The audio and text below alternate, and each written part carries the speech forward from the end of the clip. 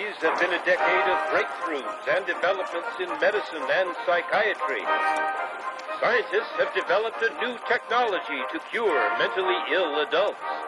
With the use of electroshocks, the minds of sick patients are being wiped clean, giving them a fresh start. On this blank slate, physicians then imprint a new, healthy personality.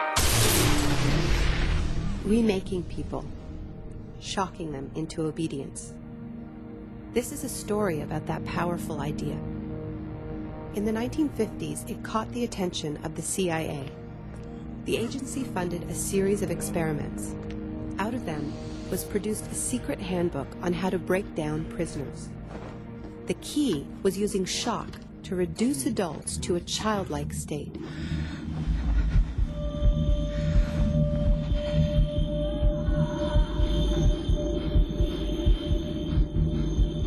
It's a fundamental hypothesis of this handbook that these techniques are in essence methods of inducing regression of the personality.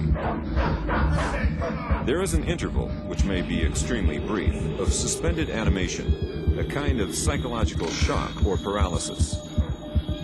Experienced interrogators recognize this effect when it appears and know that at this moment the source is far more open to suggestion, far likelier to comply than he was just before he experienced the shock.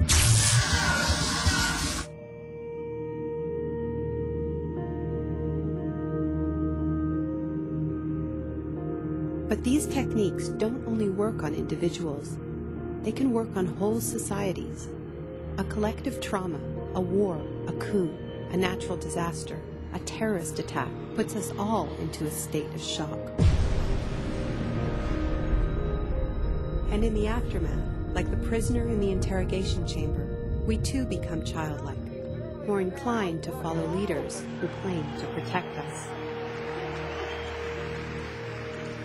One person who understood this phenomenon early on was the most famous economist of our era, Milton Friedman. Friedman believed in a radical vision of society in which profit and the market drive every aspect of life, from schools to healthcare, even the army. He called for abolishing all trade protections, deregulating all prices, and eviscerating government services. These ideas have always been tremendously unpopular, and understandably so. They cause waves of unemployment, send prices soaring, and make life more precarious for millions. Unable to advance their agenda democratically, Friedman and his disciples were drawn to the power of shock. The subject should be rudely awakened and immediately blindfolded and handcuffed. When arrested at this time, most subjects experience intense feelings of shock, insecurity, and psychological stress. The idea is to prevent the subject from relaxing and recovering from shock.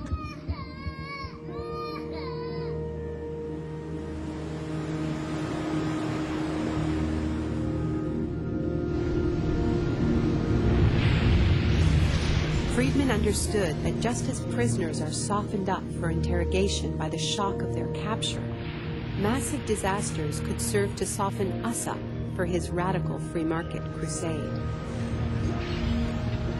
He advised politicians that immediately after a crisis, they should push through all the painful policies at once before people could regain their footing. He called this method economic shock treatment. I call it the shock doctrine. Take a second look at the iconic events of our era, and behind many, you will find its logic at work. This is the secret history of the free market. It wasn't born in freedom and democracy. It was born in shock.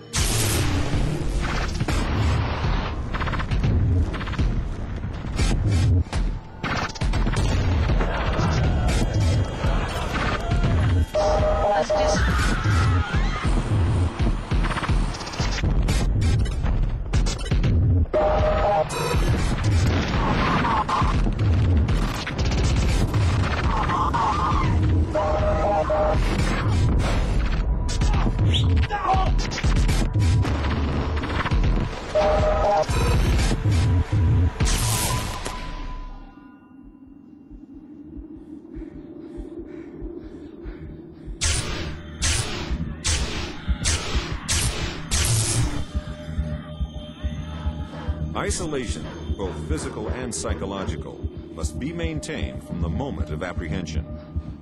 The capacity for resistance is diminished by disorientation. Prisoners should maintain silence at all times.